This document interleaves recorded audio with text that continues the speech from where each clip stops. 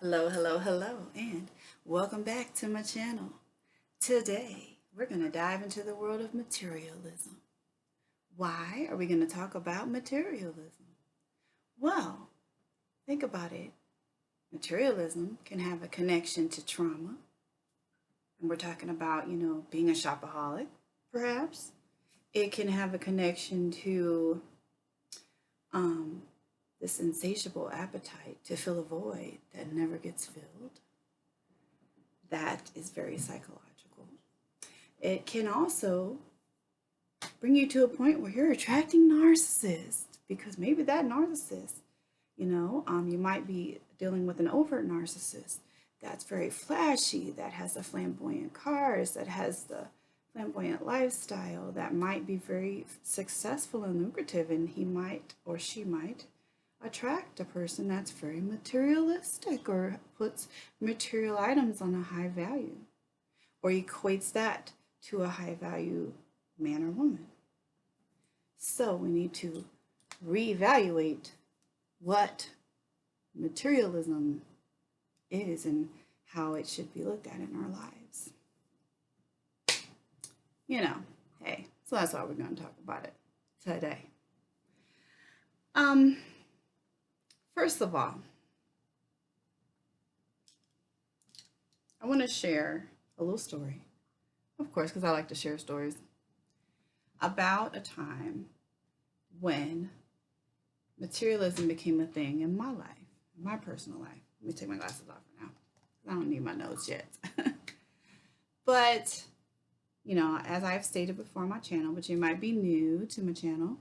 This might be the first time you're seeing one of my videos. But I've experienced a lot of trauma in childhood, okay? It's just going all the way back. It all started with being raised by a teenage mother who had a 9th grade education. So we did have some food insecurity issues. We were not rich. Clearly, she had a 9th grade education. So she wasn't getting the good jobs where she was able to provide very well for us. She did not get welfare or anything like that. She always worked 2 or 3 jobs, barely made ends meet. And that's that. So our food choices were very slim. I grew up on frijoles negros y negros, like black beans and rice, some chicken thighs. A lot of things were a luxury. We didn't even have Kool-Aid. Like, we didn't have anything like that. We drank water. I sometimes put some sugar in it to make it taste like something. Like, literally, we had very limited choices. Potatoes. We ate lots of potatoes because they were cheap. You get a huge bag for like 99 cents back then. Ate lots of grits and eggs, too. I grew up in the South. So, literally, like, our grocery bill was super, super duper cheap, and it consisted of maybe 5, 6, 7, 10 things, like literally for the whole week. I don't even remember us having bread. Like, we just didn't have a lot of anything. So let me tell you, I don't ever want to see another chicken thigh in my entire life, ever. I don't even eat meat now, but if I did, like, I would probably puke at the sight of a chicken thigh because they were like 59, maybe 29 cents a bag back then. Like, they were so cheap, and just makes the thought of them makes me sick to my stomach. Like, all that we had in the house.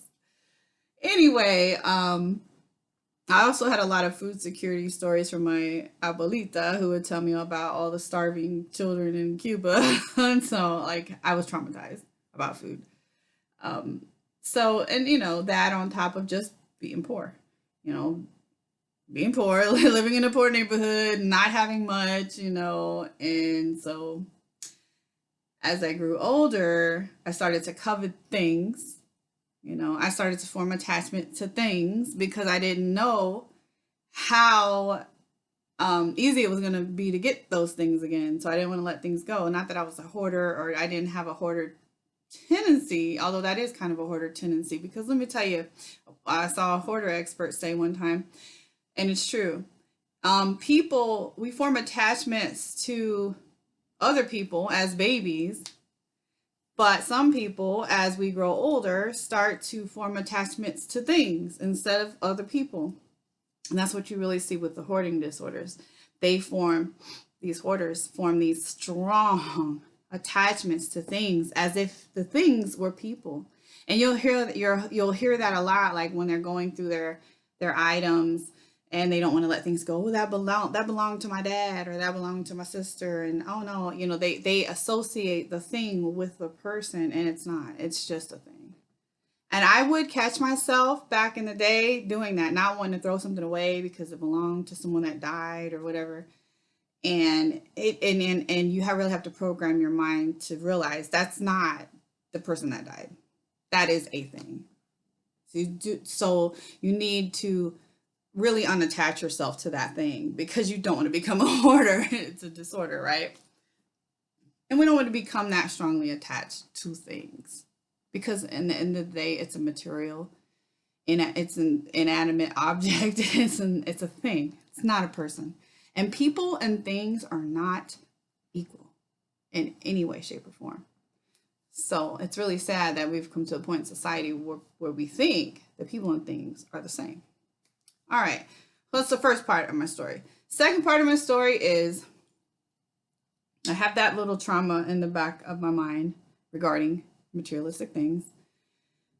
When I was in my 20s, I witnessed my father, and I'll make a separate video about this when the time is right. And one of my other many traumas, I have a whole library of traumas.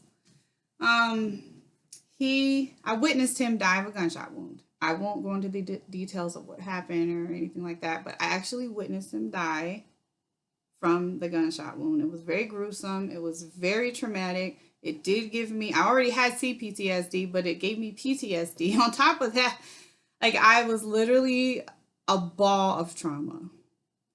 I felt like I was in the war, and with the images I saw, felt like I just came from Vietnam or something. It was terrible. So what happened was, after witnessing such a traumatic event, especially with it being my father, someone that gave me life, someone that looks like me, that's who I look like. I transferred my energy. Some people might take their pain and start to drink, self-medicate by drinking. Some people might take their pain and start smoking weed. Someone might start doing drugs. Someone might start overeating, because food is an addiction. Someone, might start going to the casino and start gambling. There's so many different ways we can channel our pain. But what did I do? After I got through months and months of insomnia, severe insomnia, and literally feeling like I was gonna die, like, it was really traumatic for me. I started self-soothing by shopping. So materialism became a really big thing for me.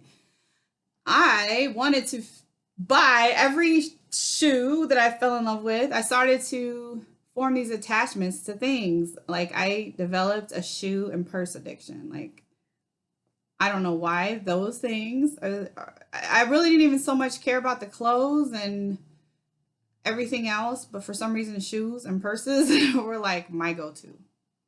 Like, I became obsessed. I had to have every kind of shoe, every kind of and every kind of name brand purse. It couldn't be just a regular purse. It had to be, the expensive purses. Why? I don't know. This is what soothed me. And why I had to feel like I had to have some kind of status symbol too, for who? I didn't even care who saw it. A lot of the purses I bought back then are still in my closet with the tags on them. I got rid of a lot of them, but it was sick. And I know it was sick. I know it wasn't not. I wasn't going through a normal period in my life. I was dealing with grief. And I was dealing with PTSD, and I was dealing with trauma. And that was my way to escape my pain. And then the other thing was, I had developed a severe sleeping problem. I was not able to sleep because of the trauma. Like, every time I closed my eyes, I would see the event, and behind, like PTSD, I couldn't close my eyes. I couldn't see it. I couldn't close my eyes. I couldn't stop seeing what happened.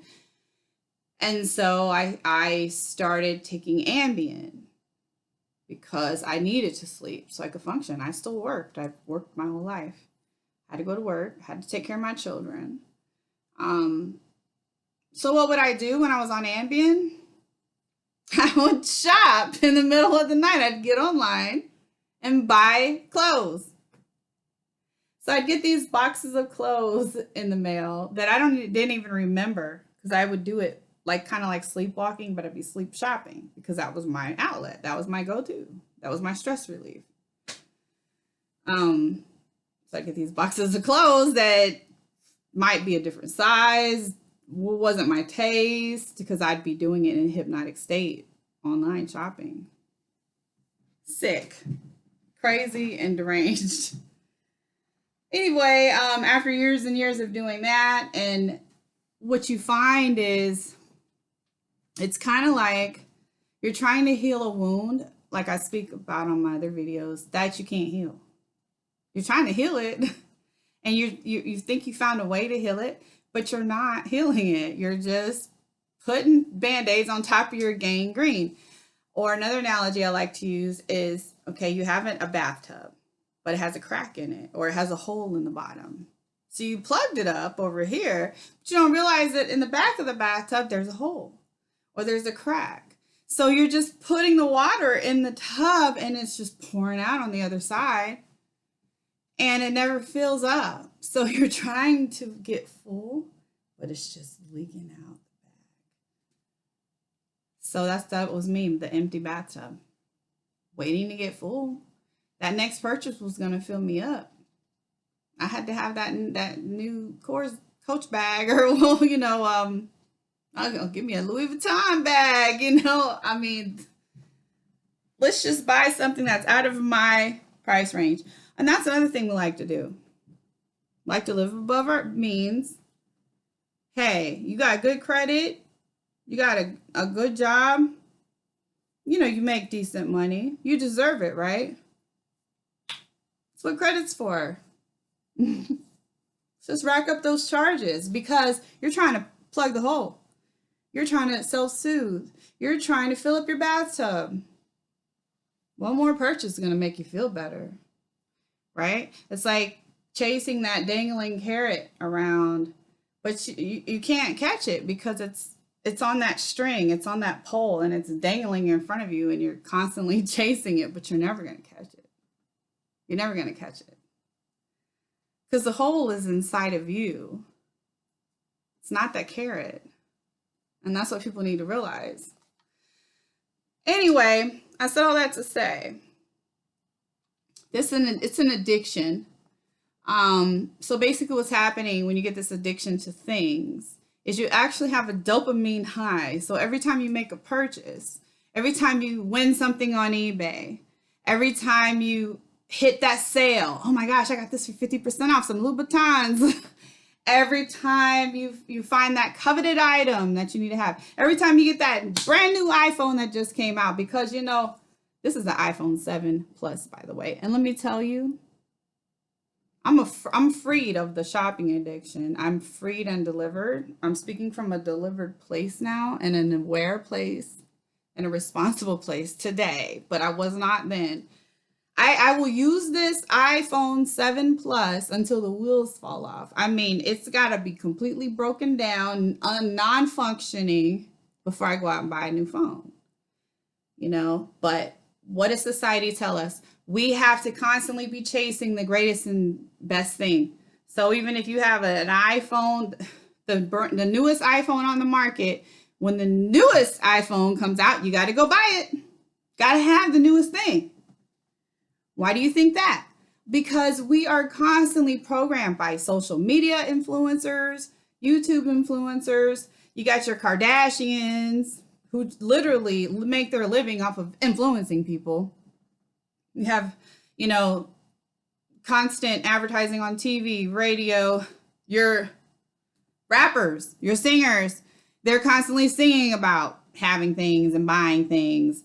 You know, you look at HGTV, they're constantly talking about improving things and making your house better and putting the newest electronics in your house because, or the newest appliances in your house because the old appliances you have just not good enough.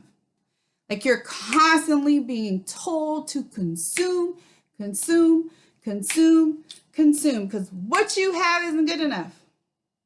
So when you go out and you follow the They Live plan, you ever seen that movie They Live, and you have a bunch of people walking around under hypnosis and they're like zombies just basically being programmed because they're walking around in the alpha state of mind. They're being programmed to consume or to obey. So you're being told to consume.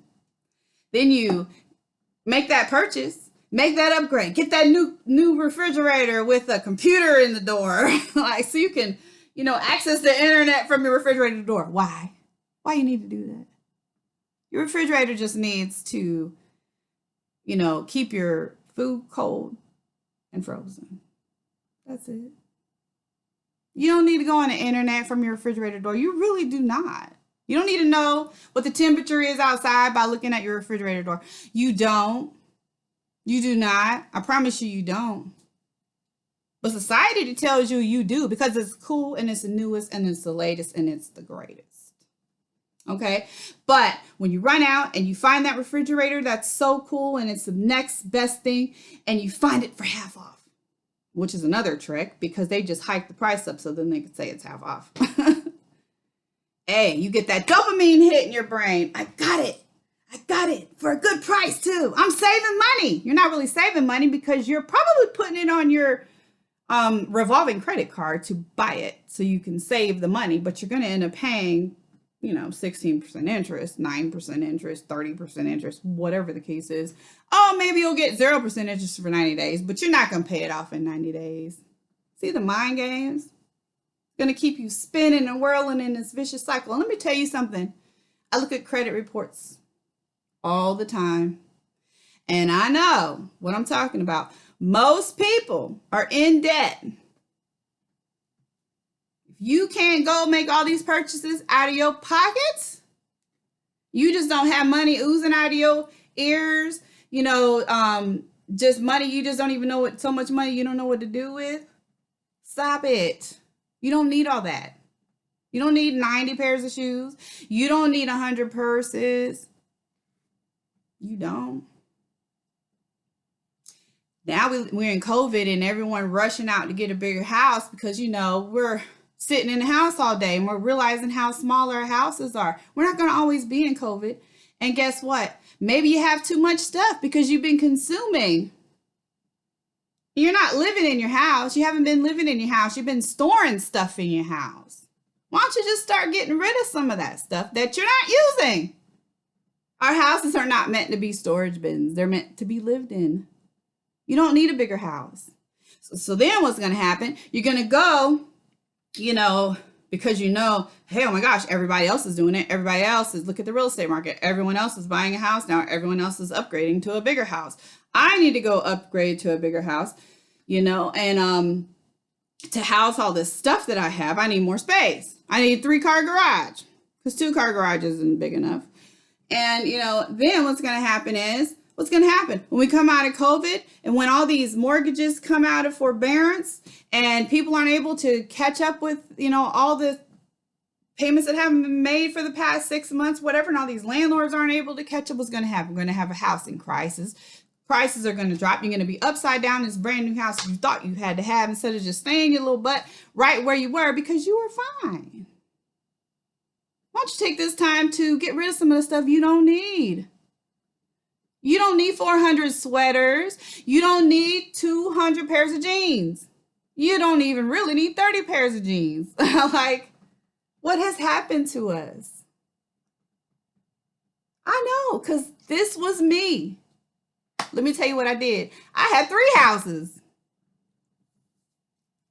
I mean, one of them was my mother's, but I'm the one paid all the bills on it. So, the house need a roof. Who's gonna buy that? Me. My mom doesn't have any money. I decided, what am I doing? Spinning my wheels on all this stuff. This is not bringing me happiness. This is bringing me stress, making me have to work more. This is making my hair fall out. It's not necessary. Why? So I can put all my stuff in the garage and have a basement to put more stuff in and have a extra room for guests that might come every now and then. And that's not even happening now. We're in COVID. So I got rid of it. People thought I lost my mind and I downsized. I'm trying to be free. I don't want that dopamine hit anymore. I want to be debt free. I want to be free. You just have to retrain your mind, retrain yourself. Oh yeah. Then when you see that nice looking narc driving around in that brand new car and has a really nice house and offering you all these dreams, you're gonna be a little less tempted because you're not gonna care. You're not gonna care because you're gonna know what comes with that package. And trust and believe. I'm telling you a true story. Because I'm a narc magnet. I'm a narc magnet. Let me make sure I'm not forgetting anything.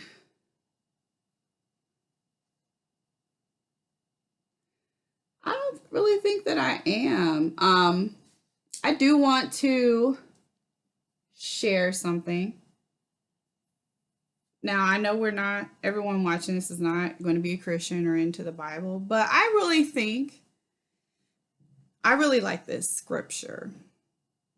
And I think it's just beneficial, whether you're a Christian or not. Okay. So 1 John 2:16 and 17 says, "For the world offers only a craving for physical pleasure, a craving for everything we see, and pride in our achievements and possessions. These are not from the Father, but from this world. And this world is fading away, along with everything that people crave. But anyone who does what pleases God will live forever." Now, I really just want to point out what it says, how we have a craving for everything we see and pride in our possessions. Okay? How much pride do we put in our possessions? And these possessions rot. They get out of style just as fast as they come in style. How many, just like I said with the iPhone, how many new TVs do we come out with? How many new PlayStations do we come out with? One more thing. Let me talk about my Chihuahua, okay?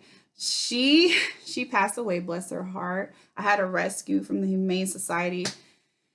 She was sick. Nobody would adopt her. She was, she didn't live that long. She only lived a couple years after I adopted her, but that's fine. Fine meaning I'd rather have had those 2 years with her than have her get put to sleep in the shelter, right? So she had this insatiable appetite. I could give her food and she still wanted more and more. Like, she would go in the trash can and try to find food. And I was like, what is wrong with this dog? She weighed like 8 pounds. And she would eat toilet paper, like not clean toilet paper, but she would like literally try to eat anything. And I took her to the vet, and I didn't know she had these health problems when I adopted her, but slowly found out, she had a heart problem and she was having problems with her organs.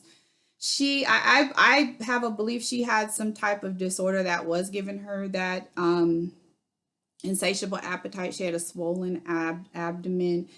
And anyway, nothing she ate would fill her appetite. Nothing. And she could be full from eating all this stuff, and I'd put more food in her mouth and she wanted it. And that's what it reminds me of, this world. That's how we are. We have an insatiable appetite for more, no matter how full we are, no matter how satisfied we are, no matter how much we already have. No matter how much or how late and great our stuff already is, we want more. And that's what the world is telling us we need to have. That's what the Kardashians are telling us we need to have. That's what, Love and Hip Hop is telling us we need to have. That's what the basketball wives are telling us we need to have. The Real Wives of Hollywood or whatever. You know what I'm saying? They all tell us we need to have the latest and greatest all the time. But does any of this stuff make you happy?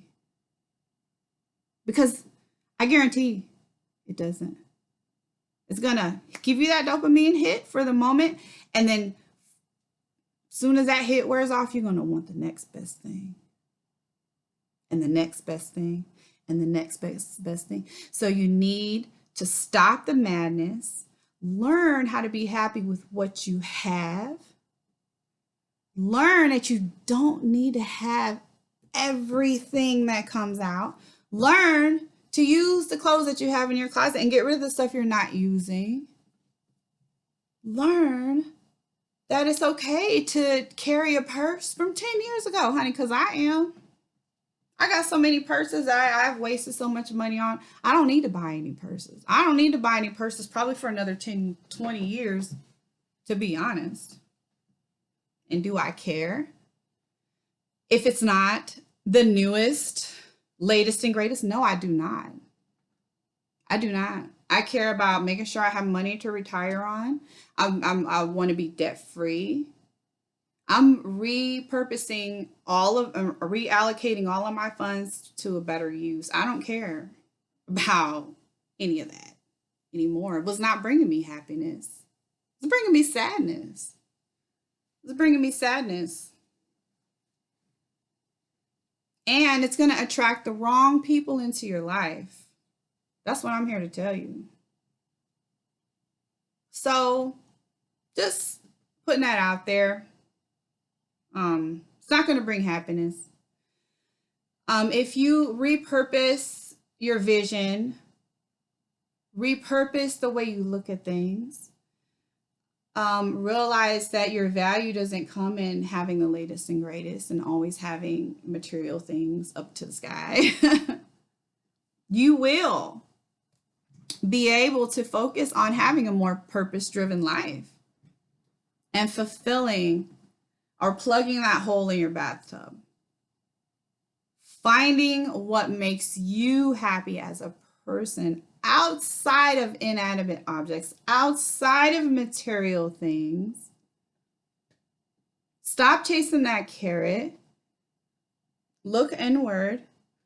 Find out how to plug the hole. And that is going to help you find true happiness. Now, I personally believe that you need to have God to be able to find that. Everyone's not going to agree with that, but that's my personal belief, and that is what has helped me. But I just want to bring that message today. Please be very aware of the traps and dangers of materialism. Research minimalism. Research it. You don't have to go completely over the edge and into a minimalistic life, but research the benefits of it and see if there's anything you can adopt or take away from it that might benefit you, financially, spiritually, physically, and just start thinking about it. Okay.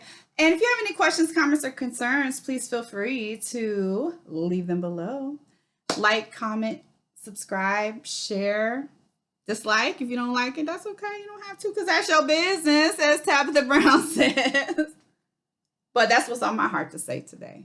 So thank you. Have a wonderful day. Have a wonderful week. Have a wonderful night, evening, whatever time you're looking at this. And I'll talk to you next time. Bye-bye.